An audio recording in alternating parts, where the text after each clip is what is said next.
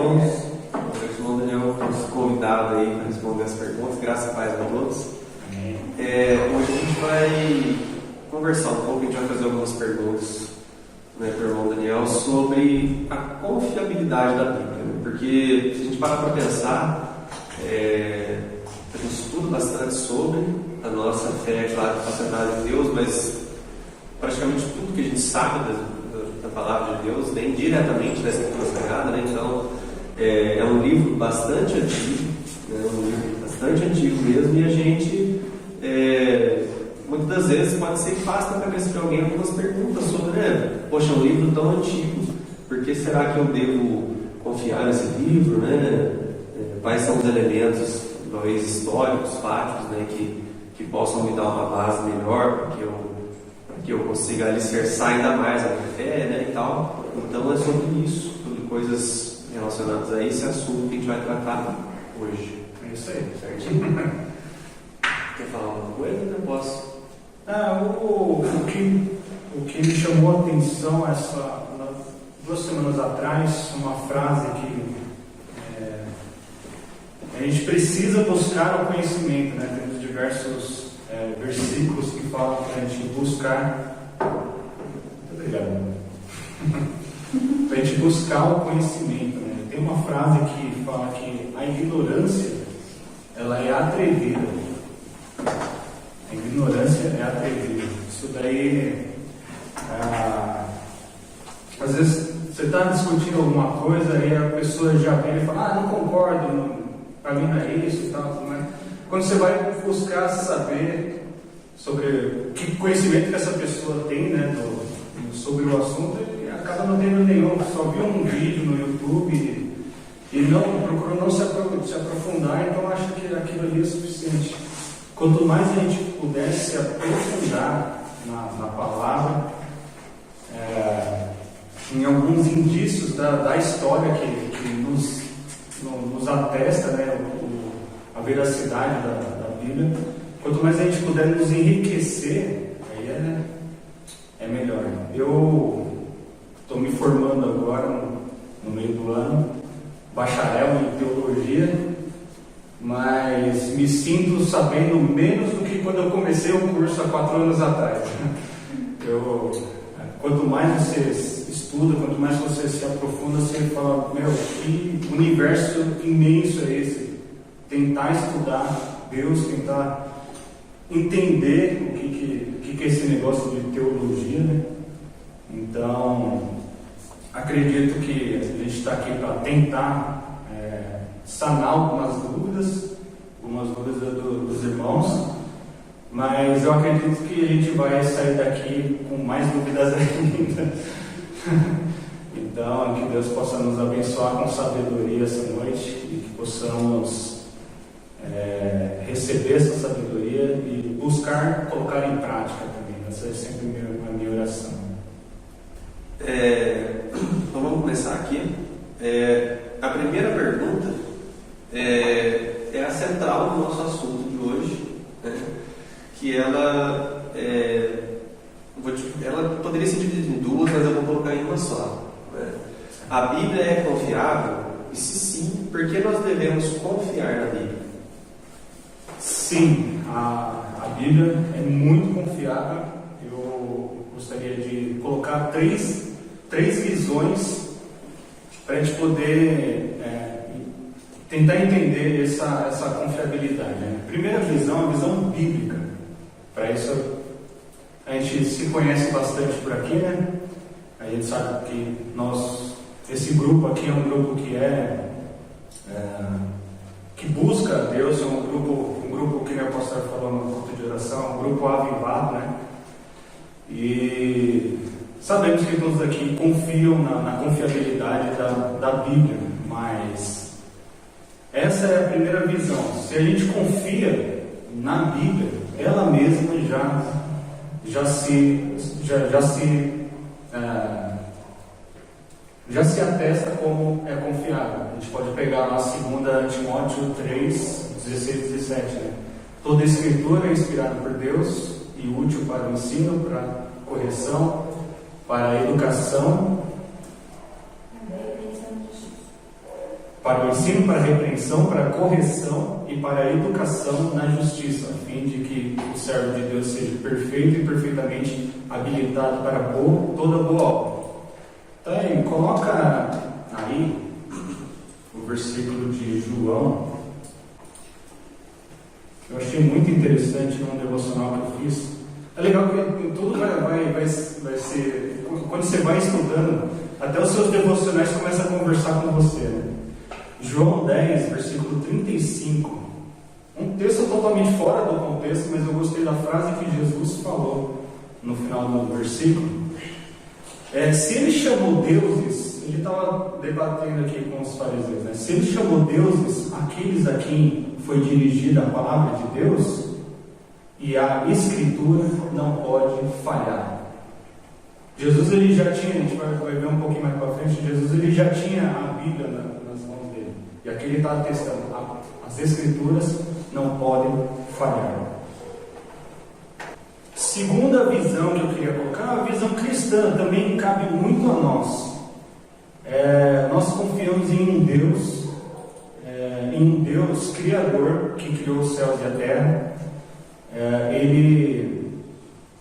Foi Ele que criou tudo que a gente vê, foi Ele que criou tudo que a gente toca, todas as maravilhas que a gente consegue ver, principalmente aqui nessa cidade. Foi Ele que fez. Se a gente confia nesse Deus, que Ele é todo poderoso, por que não a gente confiar que Deus manteria a palavra dele intacta? Ele não teria poder para manter essa palavra intacta? Se alguém tentar ir lá e eu vou distorcer aqui, aí já fulmina o cara. Deus tem esse poder. Então, se nós confiamos nesse Deus, se nós acreditamos que Ele criou tudo, que Ele tem todo esse poder, então podemos acreditar que Ele pode manter a palavra dele intacta. E a terceira visão seria uma visão histórica.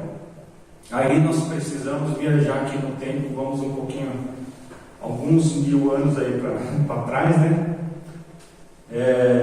E vermos na parte histórica, né, como é que a Bíblia se manteve intacta até ela chegar aqui nas nossas mãos. Um pouquinho sobre a Bíblia, né? Bíblia, ela vem da palavra grega biblio, que significa livros. Se a gente tem um espaço grande como esse, a gente enche isso aqui de livro, a gente vai chamar do quê? Biblioteca. Então, Bíblios é a mesma palavra. Biblioteca é um conjunto de livros, e a nossa Bíblia, ela é um conjunto de livros. Ela tem 66 livros, divididos em 39 que fazem parte do Antigo Testamento e 27 do Novo Testamento, né? Ela foi escrita por cerca de 40 homens. A gente não tem esse número exato de quantos homens escreveram cada um desses livros, mas cerca de 40 homens foram usados e inspirados por Deus para escrever esse livro, esse conjunto de livros, esse compêndio de livros. E foi em aproximadamente 1.600 anos, 1.500 a 1.600 anos, desde o primeiro, que provavelmente foi Gênesis, até o último, que foi Apocalipse, que João escreveu de 80 a 90 anos depois de Cristo, né, na ilha de Patmos. Então foi mais ou menos nesse período de 1.600 anos que demorou para escrever toda a Bíblia. E o belo disso daí é que tanto tempo, 1.600 anos, se você ler a Bíblia de capa a capa, você vai perceber que foi um autor só. A gente costuma dizer que a Bíblia não tem vários autores, não foram 400 autores. Foi um autor só que utilizou cerca de 40 escritores que foram inspirados, né? E a gente pode ver a perfeita harmonia que tem em toda ela. Em toda ela tem uma única mensagem, que é Cristo. Na história, a gente tem, falando sobre a confiabilidade, a gente tem tanto o escribismo judaico, que a gente já vai falar um pouco sobre isso, e também a crítica textual, que são... Aqui a gente está falando de coisa séria, a gente está falando de pessoas, de homens sérios, que estão preocupados desde o início do cristianismo, desde o início do plano de Deus. São pessoas que estão preocupadas em manter isso intacto, em manter isso correto, né? Então é um trabalho de erudição muito sério, e desde que o mundo é mundo, desde que o homem começou a escrever em cavernas, existem pessoas que escrevem. E se for ver,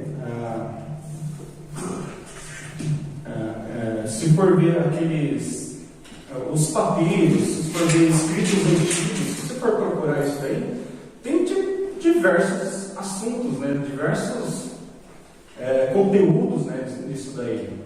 A semana passada, um rapaz, ele entrou para trabalhar lá na empresa que eu trabalho, mas ele chegou todo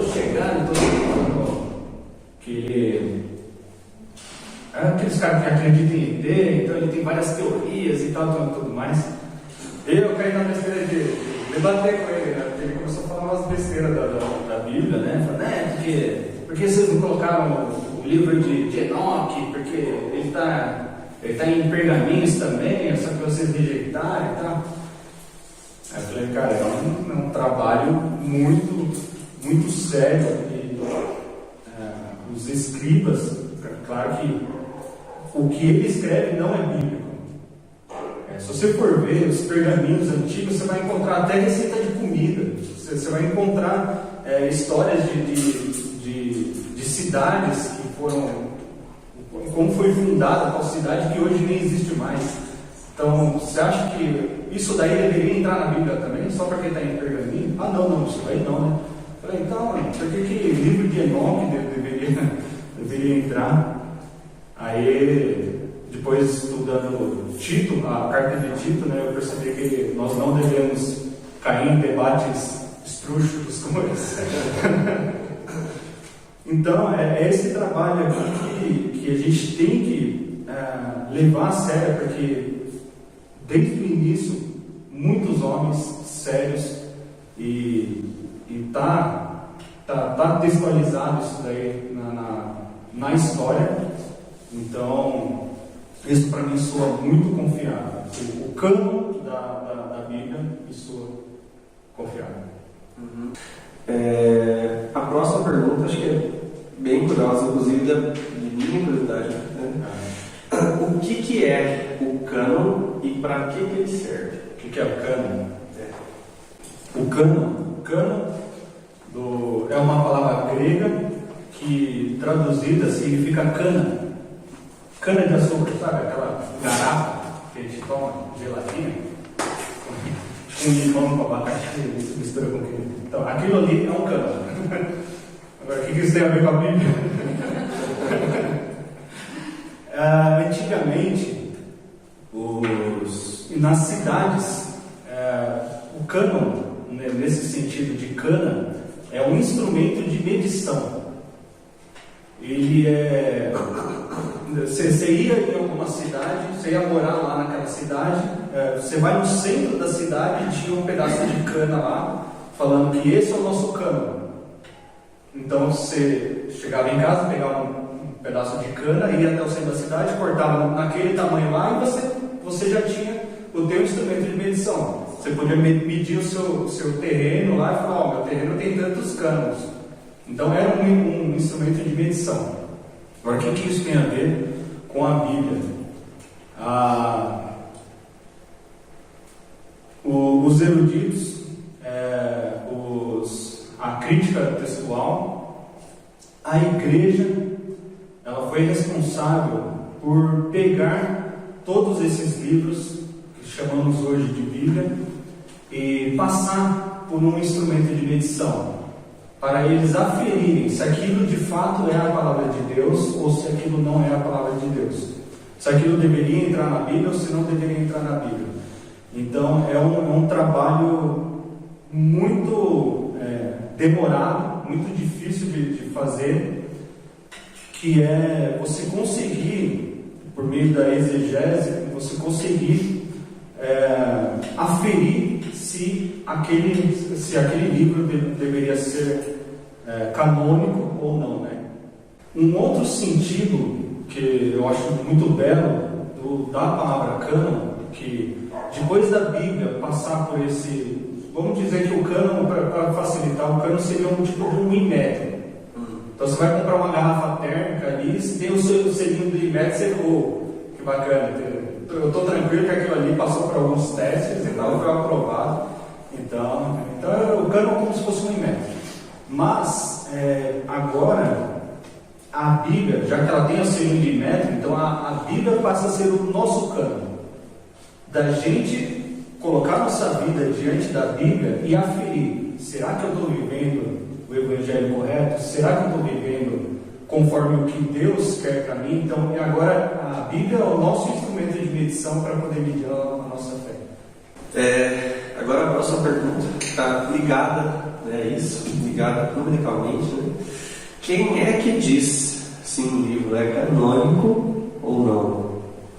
Eu já meio que dei uma pincelada, né, enquanto eu estava respondendo, né? Esse foi meu primeiro debate teológico que eu tive aos 13 ou 14 anos de idade. Inclusive eu perdi esse debate. Que na escola, uma professora se eu não me engano era história e tal, ela chegou e falou: tem algum crente aqui? Eu falei: opa, sou eu, né? Como é que você pode acreditar na Bíblia e tal? Muitos homens já mudaram o que está escrito lá e tal, aí pensei em continuar acreditando. Jogou um monte de coisa assim no menininho de 13 anos, né? Aí eu falei: eu acredito porque Deus manda eu acreditar. Se eu confio nele, eu devo confiar nele mesmo, no que ele fala para mim, e a Bíblia para mim é a palavra de Deus, né? Aí ela falou: não, porque você conhece a história de Constantino? Do imperador Constantino? Eu falei: não tá vendo? Você nem conhece a história da tua religião, então você tá querendo seguir o quê? Aí eu coloquei a cabeça para baixo e fiquei sem resposta nenhuma. Então eu perdi feio essa batalha aí. Mas eu fiquei com isso no meu pensamento, né? Tenho isso até hoje, né? Por que eu perdi aquilo lá? Muitos falam que foi Constantino que fechou esses livros, que fez o cânon desses livros e colocou somente os livros que ele queria colocar para que o povo pudesse respeitar ele como imperador, entendeu? Então ele meio que manipulou mas não é nada disso. Vamos começar pelo Antigo Testamento. Quem fechou o cânon no Antigo Testamento? Se você for ver no livro de Neemias, no capítulo 8, ele fala, no livro de Esdras também, ele fala que Esdras leu os livros da lei para o povo, enquanto o povo reconstruiu os muros de Jerusalém, né? E foi Esdras, a partir daí, na teologia a gente chama de a escola de Esdras. Esdras, ele se preocupou. Não sei se consigo falar rapidamente sobre isso daí, mas se você for ler Juízes é um círculo vicioso. O povo está ali, tem um profeta que fala a lei para o povo, aí o povo vai bem, vai prosperando, de repente eles esquecem, o profeta morre, eles esquecem a lei, aí começam as perseguições, eles começam a perder as batalhas e tal, aí levanta um profeta, fala da lei de novo, pessoal, aí o pessoal começa a ir bem e tal. Então o livro de Juízes é esse círculo vicioso. E se estendeu. No final do livro de 2 Reis, que eu não me lembro agora o rei que era, que eles estavam eles estavam muito mal, o povo, né?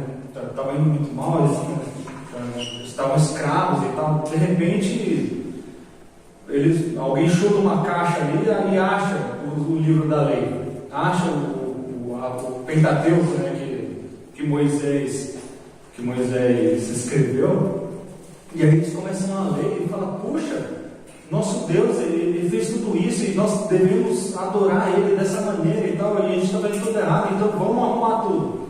Aí arrumaram a casa. Depois disso daí, Esdras pegou firmemente, até tem um versículo lindo lá que fala que Esdras decidiu firmemente no seu coração a estudar a palavra de Deus e a ensinar. A gente diz que ele foi o primeiro professor da escola dominical.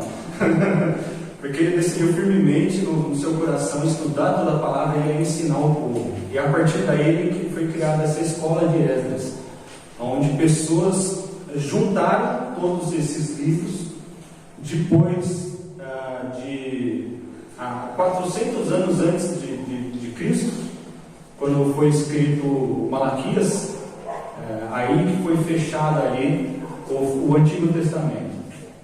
Então, foi todo esse trabalho aí, o trabalho de escrita, o trabalho dos escribas,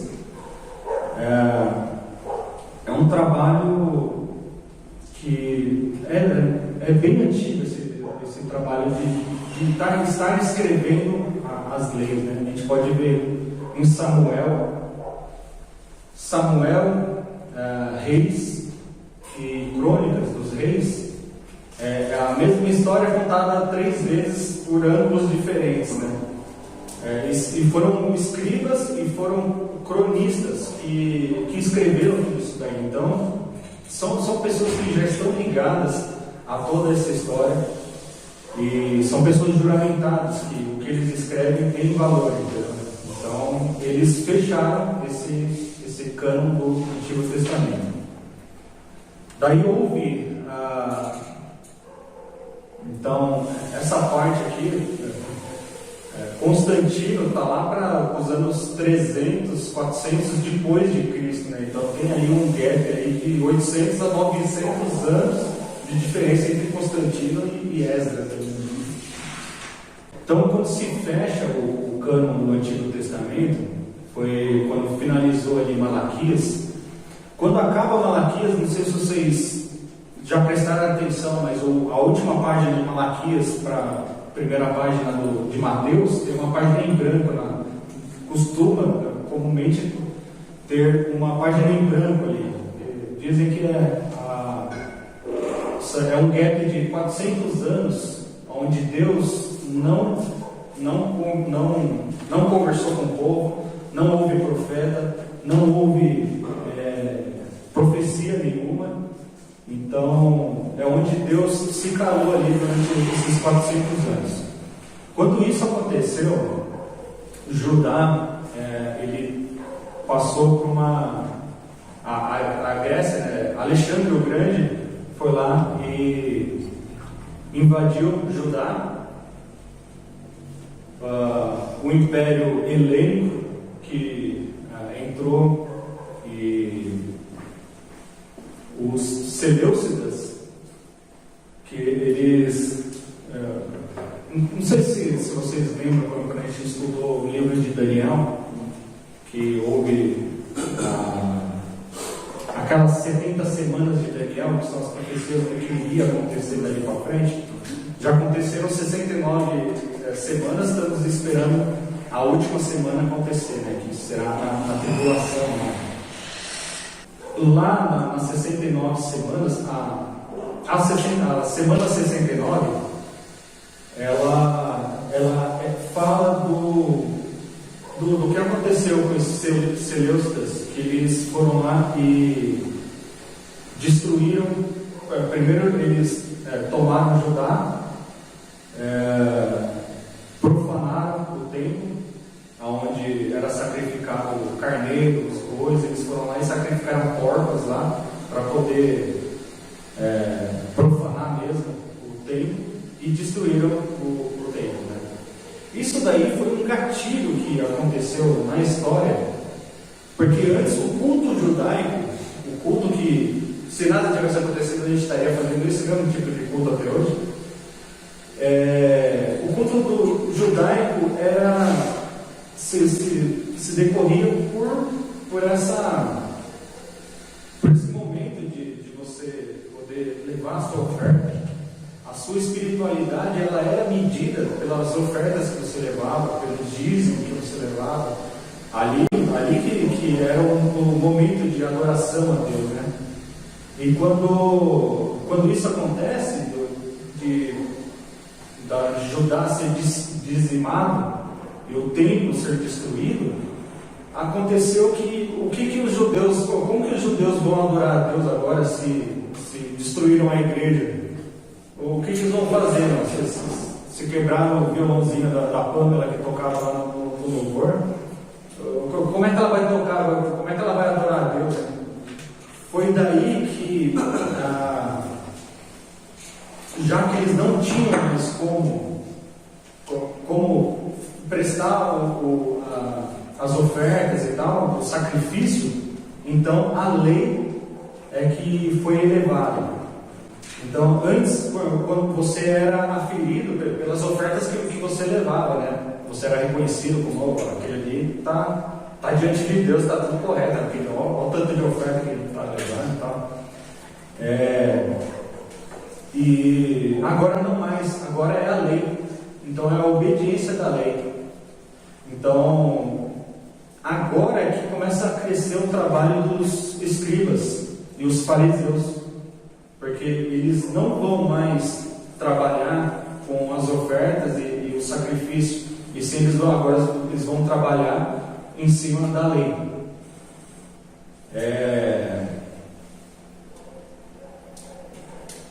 E daí que então surgem os escribas, fariseus, intérpretes e copistas. E Jesus veio, depois de 400 anos, aí Jesus veio e trouxe a lei, falando da lei, mais suave, dizendo: toma meu fardo é leve, meu fardo é suave. Né? E vemos ele tratando a lei lá em Mateus capítulo 5, capítulo 6, capítulo 7, né, no Sermão do Monte. É aí que ele dá toda essa importância da lei. Nesse período foi que a Grécia, ela invadindo Judá, a Grécia ela tinha um objetivo. Ela queria ter toda a cultura, ela queria ter todo o conhecimento nas mãos dela. Então ela invadia o país, pegava tudo que ele tinha de bom, traduzia para o grego, e aí foi daí que eles montaram lá a grande biblioteca de Alexandria. Então ali eles conseguiram pegar todo o conhecimento do mundo todo. Né? Alexandre o Grande foi lá e ele invadiu, ele conseguiu dominar o mundo. Né? E foi nesse período que a Grécia invadiu ali, foi nesse período que foi escrita aquela Bíblia, a Septuaginta, ou Septuaginta, que são Septuagintas foram 72 eruditos, os 72 anciãos de dupla fala, grega e hebraica, que dizem que foram 6 de cada tribo, daí dá os 72, e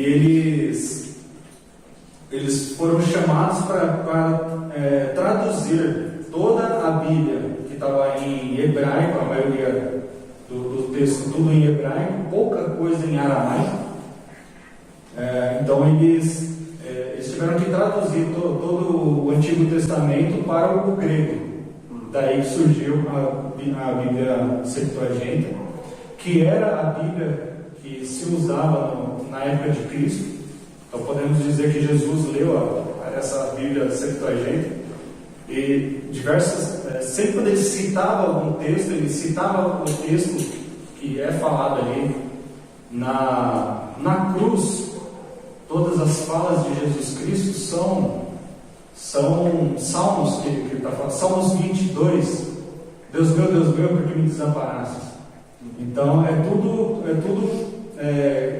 todos esses dizeres que Jesus falava, na rua, ele falava no grego koiné, e ele falava a respeito dessa Bíblia que foi traduzida. Então, se Jesus, em todo esse tempo que ele passou aqui na Terra, os 33 anos que ele passou aqui na Terra, os 3 anos que ele passou ministrando o plano de Deus aqui na Terra, ele não reclamou dessa Bíblia, quer dizer que essa Bíblia então foi... Jesus, ele atestou essa, tanto que naquele versículo lá ele fala, a Escritura não pode falhar. Acho que eu respondi mais do que devia nessa pergunta. Mas aproveitando que você falou dos escribas e dos fariseus, qual que é a importância deles? Hoje nós não entendemos muito bem o papel dos escribas, né? Hoje a gente tem um celular com câmeras, a gente pode tirar qualquer foto que a gente tirar, pode virar uma prova. Eu mesmo entrei com um processo contra uma empresa que eu trabalhei, eu tirei print lá do meu WhatsApp e pude entregar isso daí como prova lá na hora do negócio. Então, hoje em dia a gente não precisa mais de um escriba, né? E também a gente lendo Mateus, Marcos, Lucas, a gente vendo Jesus falando sobre os escribas, os fariseus, hipócritas e tudo mais. Então a gente olha para esses caras com raiva, né? A gente olha para eles e fala, vocês só fizeram besteira. Mas não, o trabalho do escribismo, principalmente porque a lei precisou ser exaltada para que todos pudessem entender a lei e não errar, para que eles possam ser salvos, né? Então, os escribas e copistas, eles copiavam a Bíblia, copiavam a lei, e os fariseus, eles interpretavam essa lei para o povo. E alguém pode abrir em Mateus 23, 1, 2 e 3? Me ajuda aí também para não só eu falar.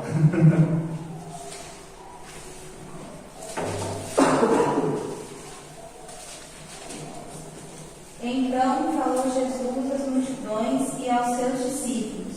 Na cadeira de Moisés se assentaram os escribas e os fariseus. Fazei e guardai, pois tudo quanto eles vos disserem, porém não os imiteis nas suas obras, porque dizem e não fazem. Vocês ouviram o que Jesus falou? Jesus falou, na mesma cadeira que sentou Moisés, não fisicamente, né? Moisés estava no deserto. Provavelmente ele não tinha uma cadeira lá.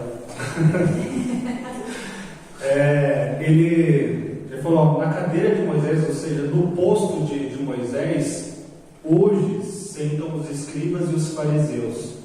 Se atenda no que eles estão falando. O que eles estão falando está correto. Faz tudo o que eles falam, mas não faz o que eles fazem, porque eles falam, mas não fazem. Então, os escribas, na época ali de Cristo, a gente pode dizer que era o cartório da época. Então, eles eram juramentados, eles eram verossímios. E tudo que eles escreviam, se eles escreviam, era correto. Os escribas não são assim, eu copiei um negócio aqui, alguém quer? Eu tirei um xerox. Não era assim, tipo, eles escreviam, eles mostravam como bacana. Se ele escreveu isso daí é porque está correto, né? Então, eles tinham um papel fundamental. O problema é que os fariseus, eles acabavam pegando os 613 mandamentos de Moisés. Os mandamentos de Moisés não eram só os 10, não. Tinha 603 a mais. Então, se ler ali o livro de Levíticos, Tá ali os 613 mandamentos, né? Então eles pegaram aquilo lá e jogavam ali como um peso nas costas de todo o povo, né? Foi daí que Jesus teve que intervir e falar, não é bem por aí. A lei tem que ser cumprida, mas meu pai é leve. A próxima pergunta é bastante interessante, né? É o seguinte, se o Cristo, né, e o Evangelho são aquelas coisas que a gente tem mais próximas do nosso tempo, né? Estão no Novo Testamento, por que a gente tem que estudar o Antigo Testamento? Que é tão distante às vezes e tem práticas que já foram abolidas com a vida de Jesus e tal. Qual é a importância de a gente estudar também, né? Qual é a importância do Antigo Testamento? Tem aquela famosa frase, né? Se você não sabe para onde você vai, se você não souber de onde você veio. É interessante, historicamente é rico a gente estudar o Antigo Testamento, mas se Jesus cita o Antigo Testamento, por que o Antigo Testamento não seria bom a gente estudar? Jesus, ele cita o Shema Israel, ouça, ó Israel, de Deuteronômio 6. Ele cita, já falei agora, ele cita Salmos, né? Ele cita Levíticos, ame o teu próximo como a ti mesmo. Então ele sempre se remete ao Antigo Testamento. Outra coisa interessante é os discípulos, eles pregavam o Evangelho com o Antigo Testamento. Eles estavam iniciando o Novo Testamento, né? Então não tinha como eles pregarem o Novo Testamento. Então eles tinham que ir nas leis e tinham que apontar, tá vendo esse Messias aqui que vocês estão esperando? Foi Jesus, aquele que a gente crucificou. Entendeu? Então eles tinham que pregar o Evangelho utilizando o Antigo Testamento. Se Cristo cita Abraão, Moisés, ele cita o Pentateuco, então a gente tem que estudar isso daí para a gente poder, para ter a base. Por que Jesus citou isso daí? Qual que é o peso que isso daí teve na história que Jesus trouxe isso daí para cá? Então é muito importante a gente estudar o Antigo Testamento. Uma coisa fantástica que tem, outra pessoa aí, varão, abre aí Lucas 24. Aqui é Jesus andando, depois que Jesus morreu, ressuscitou. Alguns se perderam por ali e 2 foram por caminho de Emaús, né, indo para a cidadezinha de Emaús. E Jesus entrou ali no caminho para andar junto com eles ali e perguntou: e aí, por que vocês estão tristes, né? O que aconteceu? Aí eles até falaram: pô, você é o único de Jerusalém que não sabe o que aconteceu, mataram o mestre e tal, tudo mais. E Jesus fala um negócio muito interessante em Lucas 24. Leu o versículo 26 e 27. Não devia o Cristo sofrer essas coisas para entrar na sua glória. E começando por Moisés e todos os profetas, explicou-lhes o que costumava a respeito dele em todas as Escrituras. Você vê o que é interessante? Jesus, eles andaram ali 11 quilômetros, né?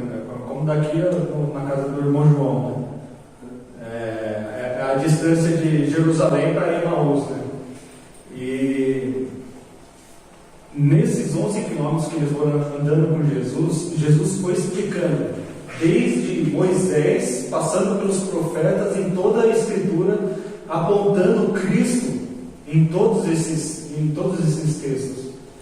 Cara, se Cristo está sendo apontado em todos esses textos, então nós precisamos estudar o Antigo Testamento.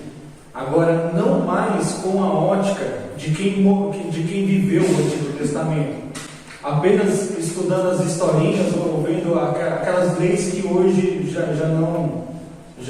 não existem mais, né? mas sim olhando por que será que eles tinham que se purificar, por que será que tem muita gente que cai no erro de estudar ou pregar Davi, só porque Davi foi lá, tacou uma pedra e venceu o gigante, então vamos trazer isso para o nosso contexto, então vamos tacar a pedra no inimigo e vamos vencer. Tem muita gente que acaba caindo, claro que eu dei uma forçada, mas tem muita gente que acaba caindo nesse erro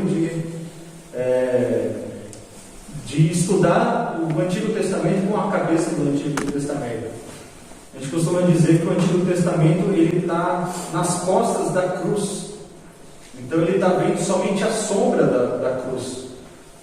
Eu ouvi uma vez, se não me engano, foi o Augusto Nicodemos que ele comentou que se eu estiver olhando para uma parede e a luz atrás de mim, e você chegar atrás de mim, pela tua sombra, assim, eu não sei se provavelmente eu conseguiria saber, é o Gabriel que está atrás de mim, mas não vou conseguir ver se você está sorrindo, se está mostrando a língua e tal, o que você está fazendo, porque é uma sombra, entendeu? Então, quem viveu no Antigo Testamento só via só a sombra de Cristo. E via ali, algo vai acontecer ali que vai salvar a gente. Hoje a gente consegue ver os dentes de Jesus sorrindo para a gente, por todo o trabalho que ele fez ali na cruz, todo o sacrifício que ele fez ali na cruz, e hoje nós pudemos ser salvos e hoje estamos em comunhão com Cristo. Então hoje a gente consegue ver claramente tudo que Jesus fez, né? Então para a gente está claro. Então por tudo isso daí a gente tem que é válido a gente estudar o Antigo Testamento. Tá, muito bom. E o cânon do Novo Testamento? Pois é. A gente falou só do Antigo Testamento. O cânon do Novo Testamento, ele é um pouco, a história é um pouco diferente do que aconteceu. Alguém abre Colossenses 4,16. Nós temos alguns indícios na Bíblia de coisas que são interessantes, que vai nos dar base para a gente poder saber o porquê como que foi juntado todos esses livros, né? Alguém pode ler? Depois que essas cartas for lida entre vocês, faça que também sejam lidas na igreja dos Laodicenses, e que vocês igualmente leiam a carta de Laodiceia. Aqui o apóstolo Paulo está falando que ele mandou uma carta para Colossenses e mandou uma carta para Laodiceia, e falou: depois que vocês lerem a minha carta que eu escrevi para vocês aí, entrega lá para Laodiceia e pega de Laodiceia e lê aqui, para que todos possam ser abençoados com o que foi escrito, né? Então a gente já tem como ver que os ensinamentos dos apóstolos era algo que era levado a sério. Os ensinamentos era algo que deveria ser passada por toda a igreja. A carta de Laodiceia se perdeu com o tempo, nós não temos registro, não tem nem fragmentos dessa carta, então ficamos somente com a de Colossenses, mas dá para a gente ver que existe essa troca, e existe cópias que ocorrem para que cada um possa ter essas cartas em todas as igrejas, né? Esse daí é um primeiro indício que as igrejas precisam ter essa mensagem junto delas, né? Tem alguns nomes aqui que eu gostaria de citar. Clemente de Roma. Clemente de Roma, ele nasceu no ano 30 depois de Cristo, morreu no ano 100. Ele conheceu Paulo, ele não era apóstolo, ele não está na Bíblia, porém ele está na história da igreja. Clemente de Roma, ele é um cara que a gente chama os discípulos dos apóstolos, a gente chama de os pais apostólicos. Mas Clemente de Roma, ele conheceu Paulo, ele conheceu, ele era um cara que ele escreveu também bastante, entre as igrejas também, mas tudo que ele escreveu com... era meio que uma cópia do que Paulo já havia escrito, né? Por isso que tem muitas coisas que foram escritas, boas coisas, mas é tudo repetição. Então procuramos ficar mais com os originais, né? Então ele é um cara que ele tinha esse conhecimento dessas cartas, que não só as de Paulo, as de Pedro também, de Tiago. Todas as cartas do Novo Testamento, essas cartas elas corriam pelas igrejas. Né? Policarpo, ele nasceu em 69 depois de Cristo. Pela tradição, diz que ele foi discípulo de João, provavelmente um talmide de João. O Policarpo, ele andou com os apóstolos. Você encontra a carta de Policarpo para Filipenses no Google.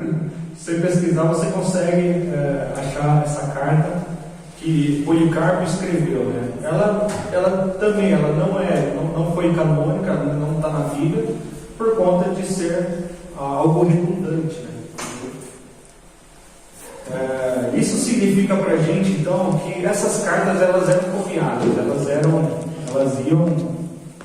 elas passavam de igreja para igreja. Inácio de Antioquia também, ele nasceu em 35. São pessoas que viram os apóstolos, que andaram com os apóstolos, né?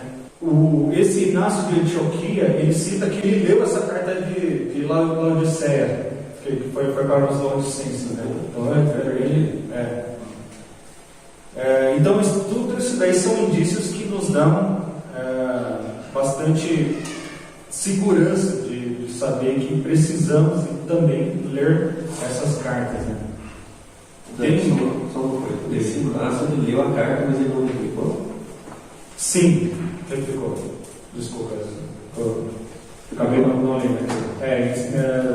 Ele tem cartas também que ele escreveu, que ele cita os evangelhos, Mateus, Marcos, Lucas. Então, sim, ele também replicava, ele propagava essas escritas também. Tem um livro bem interessante, A História do Cristianismo, de Russell Shedd. É muito interessante conhecer, porque ele conta a história do cristianismo de Atos até quando foi escrito, né? Então é bem interessante a gente procurar saber sobre ler livros como esse, né? E nesse livro fala sobre a formação do cânon, ano 100 depois de Cristo, pela tradição do Antônio Moratório. Ele era um bispo. Ele fez um primeiro juntado de todas essas cartas, e ele tinha os 4 evangelhos, tinha as cartas de Paulo, tinha Romanos, 1 e 2 Coríntios, Gálatas, Efésios, Filipenses, Colossenses. Em 245 depois de Cristo, temos o nosso querido irmãozinho Orígenes. A gente estudou no domingo passado um pouquinho lá os escritos de Orígenes, né, na nosso estudo de Colossenses, né? E esse Orígenes, ele ficava em Alexandria. Quanto conhecimento será que ele não adquiriu ali, né, em Alexandria? E ele fundou a primeira escola de exegese. Exegese é a arte de você interpretar minuciosamente um texto.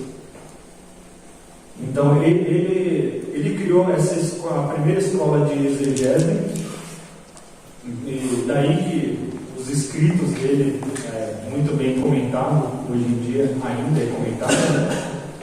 E Orígenes, ele tinha um cânon, ele separou os livros. O cânon de Orígenes, ele é muito parecido com o nosso. Moratório, ele não aceitou, né, o Hebreus ser um livro que pertencesse à Bíblia, só por conta de não saber quem foi que escreveu. Não tem escrito quem foi que escreveu. A gente acha que é Paulo, pela escrita, parece que foi Paulo mesmo que escreveu Hebreus. Então, por isso, ele não, o Moratório, que era um bispo, ele não quis incluir.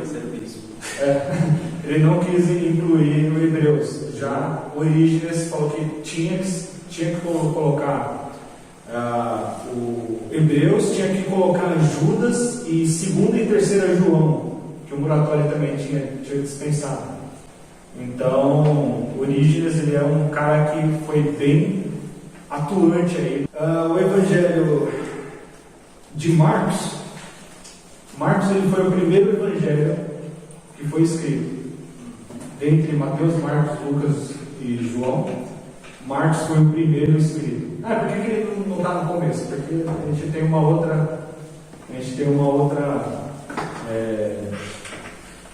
outra visão sobre isso daí. Mas Marcos, ele não foi um apóstolo, ele não andou com Jesus, mas ele era o sobrinho de Barnabé. Ele foi um talmide de Pedro, e andou com Paulo, Barnabé e Lucas. Então ele andou com bastante gente de bagagem. Então ele teve acesso aos fragmentos do que Jesus falou, o que Jesus pregava, de toda a história. Então ele tinha acesso a esses fragmentos. Então foi ele que foi o primeiro que juntou todos esses textos e escreveu o Evangelho de Marcos. Então essa conversa foi Constantino que fechou o cano, que montou a Bíblia que a gente tem hoje, que fez do jeito que ele quis, né? Tem muita gente séria em cima disso, e não tem como uma pessoa só falar, vamos fazer assim vai ficar legal. Não tem como cada um fazer desse jeito. E foram os concílios onde pôde ser tratado sobre o cânon, se estava certo, se não estava certo. Cada um dava aquela opinião. O concílio, ele é uma reunião entre as igrejas, e na época não existia essa diferença. A igreja católica, a igreja dos mormons, então a igreja era a igreja. A gente chama aqui igreja católica, a igreja católico significa universal, então a igreja universal. Quando a gente trata da igreja católica, a gente tem que tratar como uma igreja católica humana. Então eles faziam essas reuniões e falam muito do Constantino, porque ele presidiu um desses concílios. Mas assim, foi ele que chamou todo mundo e falou: vamos fazer esse concílio, vamos fechar esses assuntos e tal. Tinha muitos assuntos que eles tratavam, principalmente sobre Jesus. Jesus, ele veio, ele se esvaziou totalmente, ele deixou de ser Deus para vir como homem. Ele ficou meio a meio, 50% homem, 50% Deus, ou 100% homem, 100% Deus e tal, tudo mais. Então são esses assuntos que eram tratados. E isso daí foi fechado em 1545, no Concílio de Trento.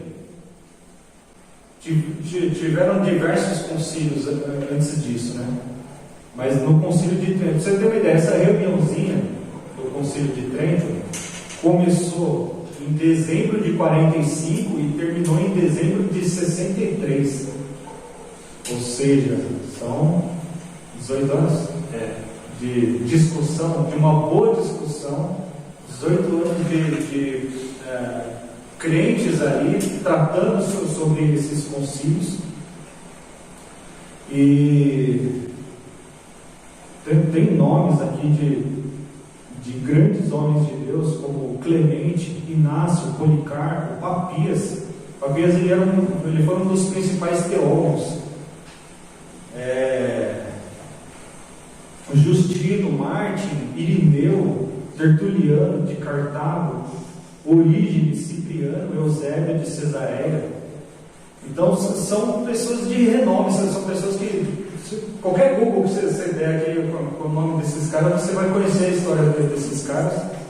Falei muito rápido, ninguém anotou o nome deles, mas estamos gravando isso daí. Vamos assistir de novo essa filmagem e buscar conhecer quem são esses caras, né?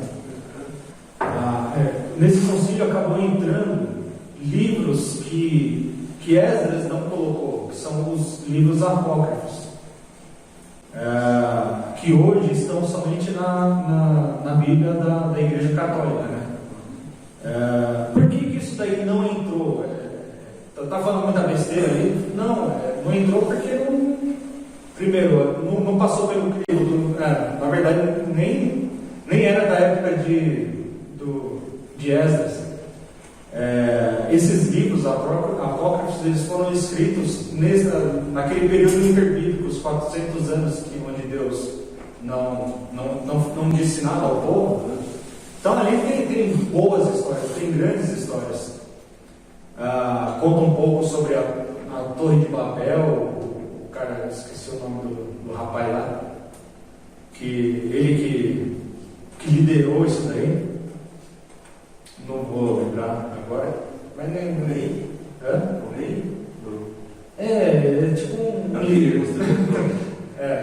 Tem o livro de Macabeus, são dois, tem primeiro de Macabeus, segundo de Macabeus. Os Macabeus foram os caras que a Grécia tomou ali Judá, e eles eram tipo uma tropa de elite de judeus que foram lá, entraram em guerra contra os gregos e ganharam. E aí eles puderam reconstruir ali. Eles tinham profanado o templo, então eles conseguiram consagrar novamente o templo e tudo mais.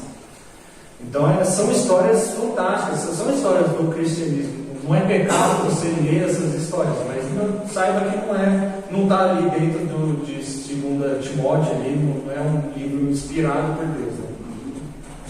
Só uma coisa de curiosidade, por que eles não entraram nesses livros apócrifos? Não entraram na nossa Bíblia, né, na Bíblia que nós estudamos, mas entraram na Bíblia dos católicos. Entraram na Bíblia, certo? Certo. Em 1545. Nesse período estava rolando o quê? No período do concílio estava rolando o quê? A reforma protestante. Martinho Lutero e mais uma rapaziada junto aí estão fazendo a reforma protestante. Tanto que o cânon da Bíblia protestante, que é essa que a gente lê, foi fechado em 1600, na verdade em 1599 depois de Cristo, em Westminster, em Londres, pelos reformadores, né? Então ali que eles aferiram a Bíblia e viram, isso daqui quando o apóstolo Paulo coloca lá toda a escritura é inspirada por Deus e útil para o ensino, então, esse inspirada por Deus, essas 3 palavras inspiradas por Deus, elas são uma palavra só. Deus pneumos, que Assim, Theos é Deus e Pneus é sopro. É o sopro de Deus. Então, aí a gente traduziu como inspirado por Deus. Inspirar é se encher, né? Do sopro de Deus. Então a gente costuma dizer que a Bíblia, ela tem o hálito de Deus.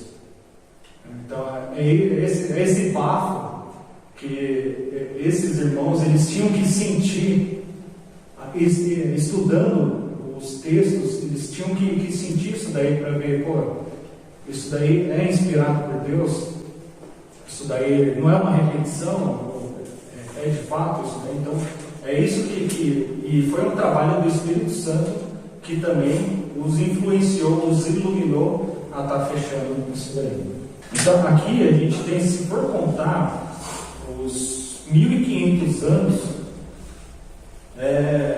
até a gente fechar isso daí, se for contar mais os 3.000 anos de tradição judaica, isso sem contar, se a gente contar o tempo dos monastérios, onde os monges foram responsáveis por conservar os papiros, conservar os documentos da igreja. Então, se a gente for contar isso daí, a gente tem aí quase 4.500 anos de tradição de pessoas sérias, de pessoas que iniciaram essas conversas, esses concílios, pessoas que iniciaram, morreram, não fechou o cano, mas os outros pegaram e falaram, vamos continuar de onde eles pararam, e até chegar a essa Bíblia que hoje está na nossa mão. Então, muita água boa nesse tempo. Somos privilegiados, então. A gente é aquele herdeiro. Sortudo, né? Você gosta de A gente pegou que está tudo mastigado. Então, é uma coisa agora que tem, acredito que muita gente tem dúvida sobre isso. São duas, na verdade, né? Mas se complementam. Quem que deu o nome aos livros da Bíblia, né?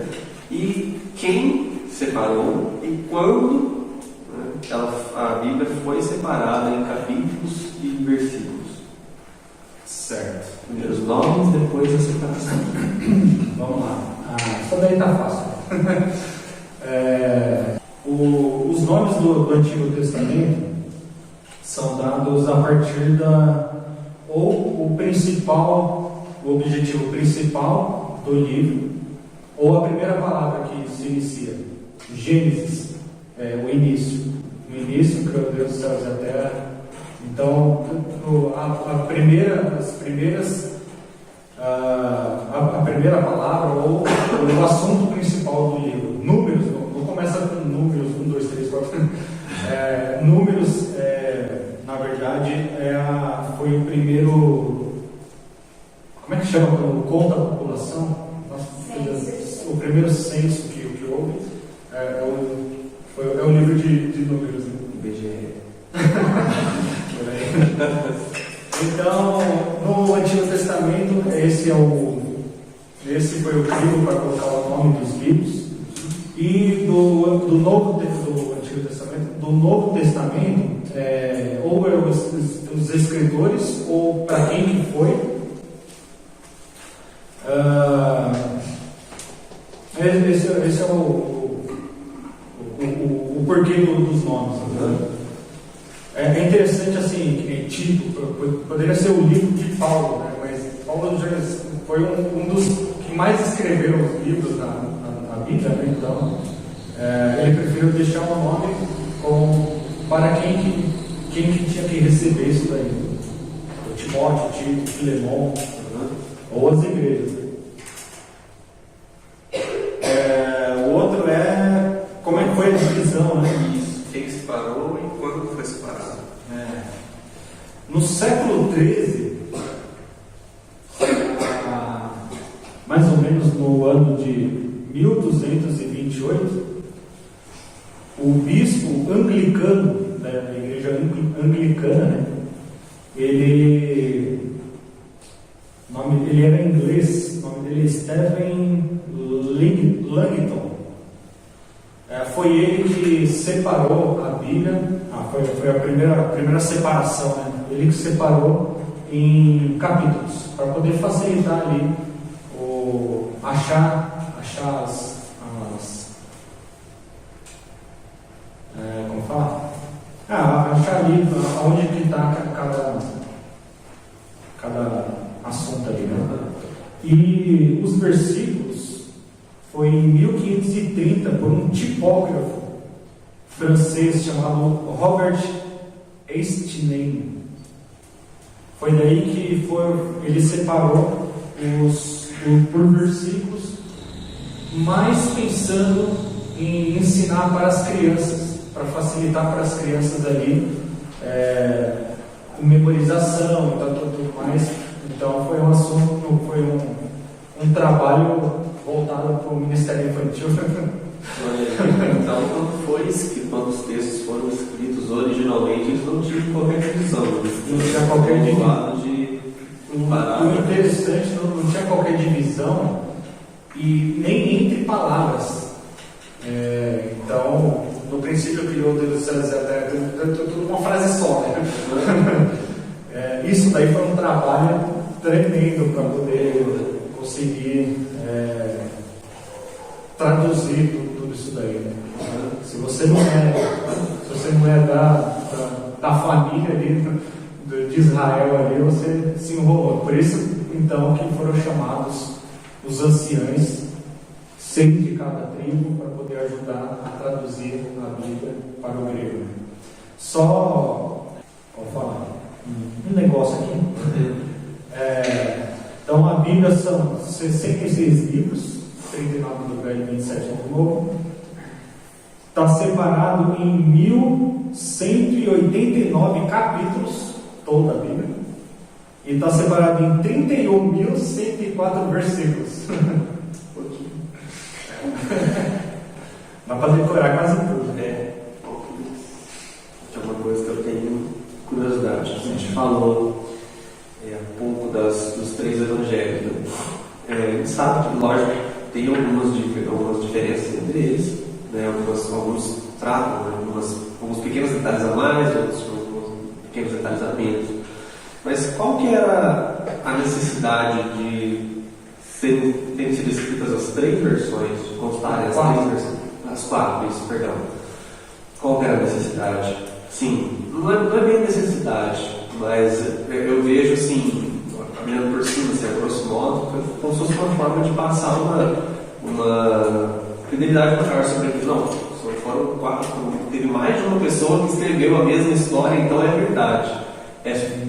Foi mais ou menos essa ideia ou tinha mais? Foram momentos diferentes, pessoas diferentes, momentos diferentes e público diferente.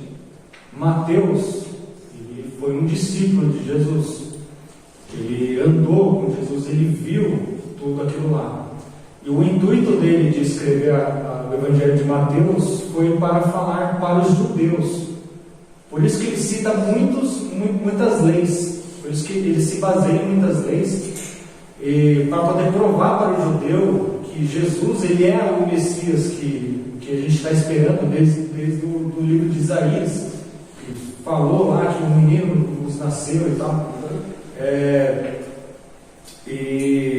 Então, o objetivo dele, ele escreveu, não leu o Evangelho do outro. Marcos foi o primeiro, que ele juntou os fragmentos lá de tudo que ele já tinha visto e fez. O Evangelho de Marcos, ele escreveu para os gentios de Roma. Ele é um livro muito rápido. Tanto que ele começa falando que Jesus foi lá, curou a pessoa, pegou o barquinho, já foi para outro lugar, tirou o demônio do cara e tal. Em seguida, ele é um evangelho muito rápido, porque ele queria mostrar para os gentios que Jesus Cristo ele é poderoso, que Jesus Cristo ele é capaz de restaurar as vidas e tudo mais. Então, esse daí foi o intuito dele. João, ele é um cara que foi um dos dos discípulos mais próximos de Jesus. A gente até brinca que ele foi o único que escutou o coração de Jesus batendo, né?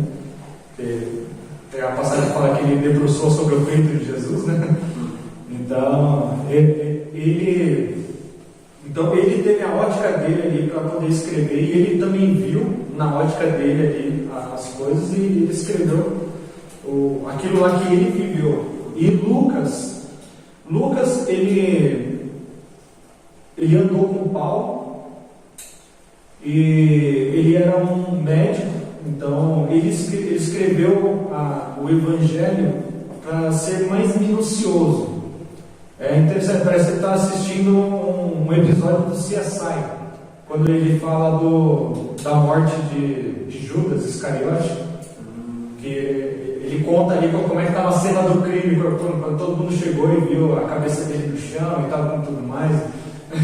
É interessante, quando você vê assim, você vê, foi um médico, foi um cara que ficou preocupado em escrever detalhes ali que ninguém procurou, né?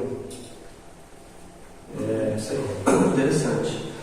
Ainda tratando sobre essa questão de divergências, né, de incongruências e tal, por que tem algumas incoerências, vamos colocar assim, entre alguns textos, algumas divergências entre cidades, números diferentes e tal? Tem um livro, porque eu me preparei tanto para trazer, eu tenho um livro lá, o Didaqué, que é o ensinamento dos apóstolos. Depois que Jesus subiu aos céus e tal, e os apóstolos tomaram a frente da igreja e tudo mais, eles escreveram como se fosse uma cartilha, né? Eu não queria ser tão velho para falar uma cartilha, né? Uma apostila.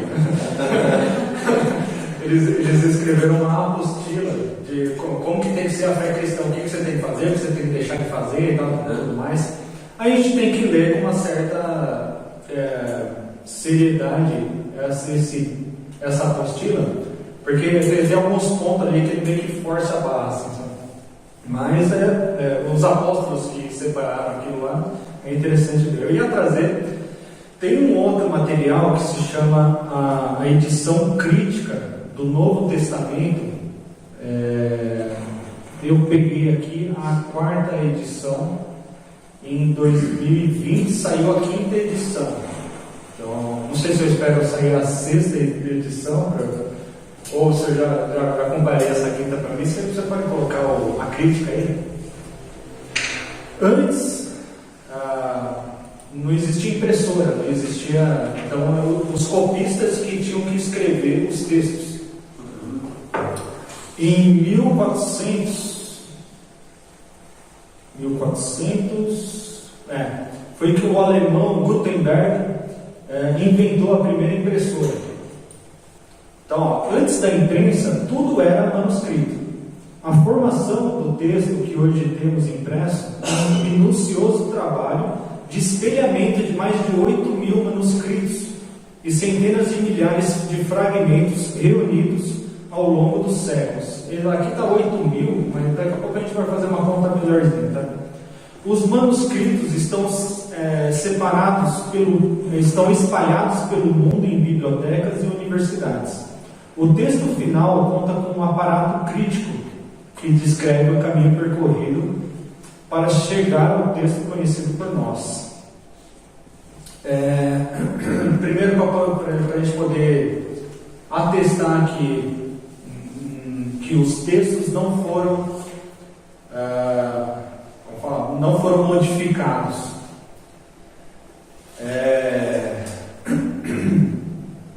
Porque alguém pode falar, como é que você pode falar que assim, ninguém chegou lá e trocou alguma coisinha, né?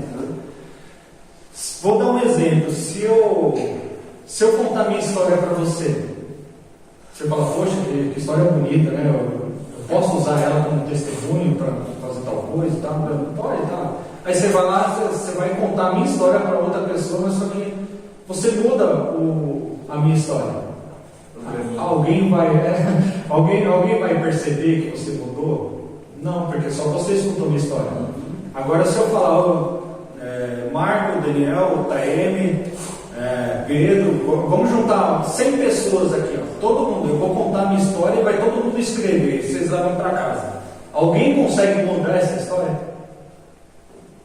Não, porque foram muitas pessoas que escreveram essa mesma história, então a gente tem como bater um texto com o outro e ver quem que falou, quem que mudou quem, né?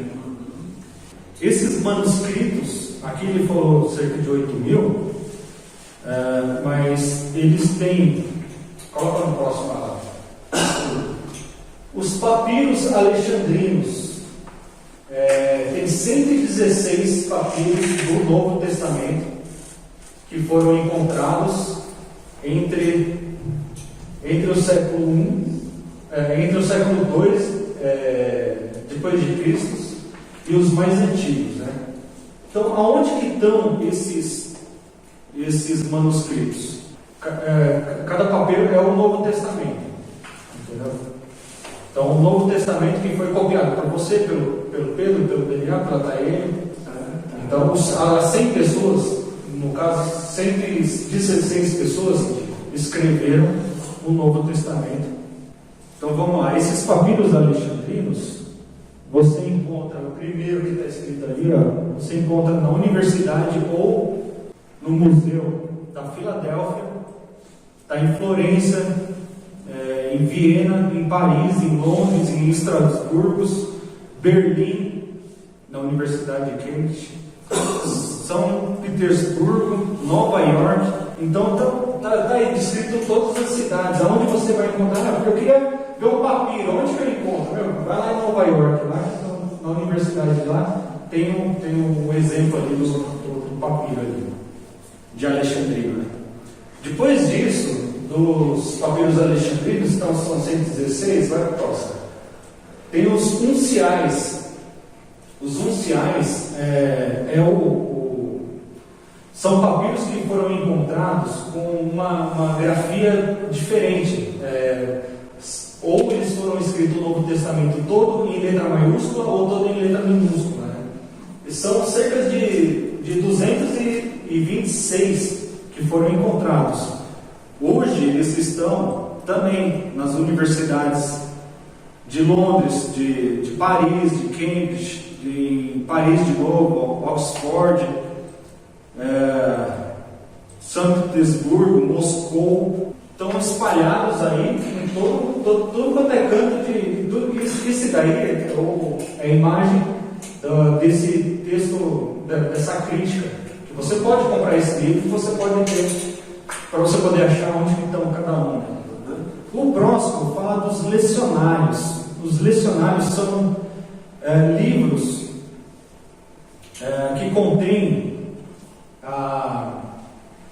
eu acho que é mais uma tradição da Igreja Católica de ter. São cadernos de pregações já prontas, que além da pregação, como não tinha Bíblia, então ele tinha que escrever todo o texto que ele ia utilizar da Bíblia. Então são esses fragmentos de textos que estão aí a partir do século V, né? Então, são os lecionários, que também está em tudo quanto é canto aí. Aí, o próximo, a lista dos pais gregos e pais latinos. Também, são todos eles. Você vê aí o Oratório, você recebeu Ambrósio, Betão, você vê todos os grandes... Betão? Todos os grandes pais gregos e pais latinos, né? Fora isso daí, que são papiros escritos em grego, nós temos também a próxima outras fontes e versões. Nós temos aí a Vulgata, a Siríaca Antiga, Peshita, Floxoliana, Heracliana, Sírica, Palestina, Copta, Armênica, Georgiana, Etíope, Eslava, Eclesiástica Antiga. Dentro de Copta, você vai ainda encontrar, são dialetos dentro do Copta, escrito em Sadíaca, Boraítica, Proco-Boraítica, Medo-Egípcia, medo-egípcia faúnica, aquimínica, subaquimínica.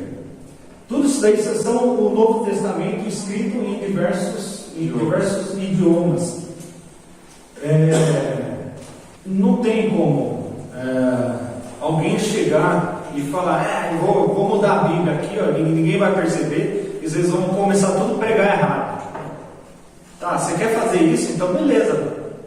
Corre em todas as universidades e museus, você vai ter que pôr lá a segurança ali também, vai com uma borracha e um lápis ali, apaga e escreve lá o que você quer fazer. E se for separar aqui, ó, manuscritos gregos tem cerca de 5.400.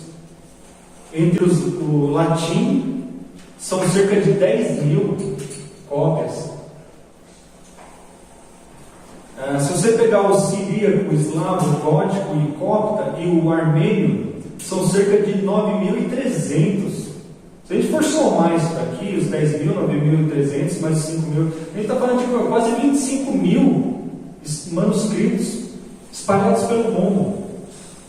Como é que alguém vai conseguir mudar essa história? Como é que alguém vai conseguir distorcer a palavra de Deus? O Novo Testamento, ele é o livro, né? Ele é o compêndio de livro mais copiado no mundo, com 25.000 cópias, né? Uma outra obra que foi muito copiada foi Ilíada, uma obra de Homero. A gente estudou Ilíada de Homero na escola. Não sei se vocês estudaram. Pode falar, nossa, quem foi Ilíada de Homero? Vocês já ouviram falar da história do cavalo de Troia, né? Aquela guerra lá. Então, aquela história do cavalo de Troia se chama Ilíada. Bíblia é uma obra de Homero. Todo mundo sabe, pelo menos 3 daqui sabem que Ilíada é uma obra de Homero. Mas ela foi a segunda obra mais copiada no mundo. Só tem só 700. Então, o Novo Testamento ele é muito confiável, né? Só para a gente matar uma outra curiosidade, você tinha falado de incoerências ou corcoerências e tal. Olha a bronca que é você fazer uma tradução. Essa daí é um texto de Mateus 1,16, que você sabe ler grego ali, né? Essa parte que está grifada aí, versículo 16, né? Vou tentar ler aqui, ó. Jacob de egenesen tu Yosef tu André Marias ex is egenite Jesus elegomeno Christos. Entendeu? Sim. Para traduzir isso daí, o versículo é o quê? Vai tentando ler junto. Ó. Jacó gerou José, marido de Maria, Dona e André Marias, né? No qual nasceu Jesus, Jesus. A primeira palavra da de baixo é Jesus, que se chama Cristo. Essa é a tradução do grego para português. Sempre expliquei.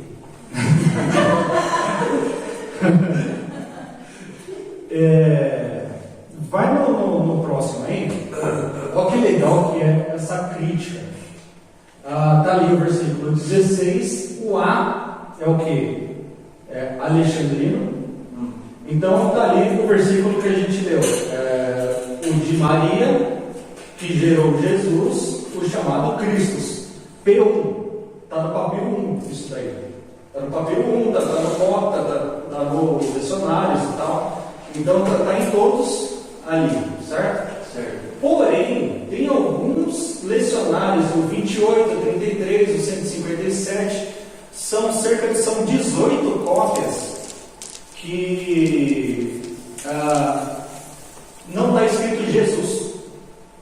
De Maria gerou o Cristo. Então foi tirado o nome de Jesus nesses 18 papiros. Mais ou menos assim. Vamos pegar lá, o Jesus chorou. Então tem 25 mil cópias. Essa daqui está escrito o quê? Jesus chorou. Essa aqui, Jesus chorou. Jesus chorou. E essa daqui? Essa daqui, Jesus chorou muito. E a outra? Jesus chorou. E a outra? Jesus chorou. Então, das 25 mil cópias, uma está aqui, Jesus chorou muito, não deve ser. Não deve estar. Essa deve estar errada. Mas não vamos encobrir essa informação. Vamos colocar na crítica que das 25 mil cópias, uma está Jesus chorou muito. Então está falando em qual delas que está, cada um que está, qual que está diferente, entendeu? Então, cara, eu vivi minha vida sem saber disso. E, se eu soubesse disso, seria tão mais fácil eu debater, ou eu bater no peito e falar, não, eu sei do que eu estou falando. A ignorância é atrevida. Eu sempre fui atrevido a minha vida inteira. Hoje eu posso bater no peito e falar, não, eu sei do que eu estou falando. Eu sei que eu posso acreditar nesse texto. Fora isso também, aí mostra também que Kurt Aland, Barbara Aland, são da Universidade de Münster, na Alemanha, Ingeberg. Então mostra todos que trabalharam nesse aparato crítico. E são pessoas que passam a vida inteira correndo pelas universidades, pelos museus, comparando textos. Saber que tem manuscritos até hoje na Biblioteca do Vaticano que ainda não foram abertos. Então, precisam ser abertos para poder bater com esses outros textos e tudo mais. O que é isso esperando? Não sei. Eles não têm nem curiosidade, né? Deixa eu ver o que está escrito aqui. Um pouco mais sobre as controvérsias. São pessoas, a gente viu que são pessoas diferentes, tiveram óticas diferentes. 2 ali andaram com Jesus, Mateus e João. 2 não andaram com Jesus, mas escutaram as histórias de quem andou com Jesus. E se a gente for... Outro dia eu debati um pouquinho com a Elô sobre isso daí. Se chama ipsissima vox e ipsissima verba. Quando alguém fala alguma coisa, quando você vai traduzir alguma coisa, você traduz em ipsissima vox, você traduz o que ele quis dizer, ou você traduz no ipsissima verba, você traduz exatamente o que ele disse. Então essa é uma coisa bem interessante. Deixa eu pegar uma música daquela banda gospel lá, o Queen. Tem uma frase que ele fala: Can anybody find me somebody to love? Que ele, se for traduzir isso daí pela ipsissima vox, o que ele disse, exatamente o que ele disse, can anybody, pode qualquer um encontrar-me alguém para amar? Agora, se eu for traduzir na ipsissima verba, ipsissima vox, É o que ele quis dizer.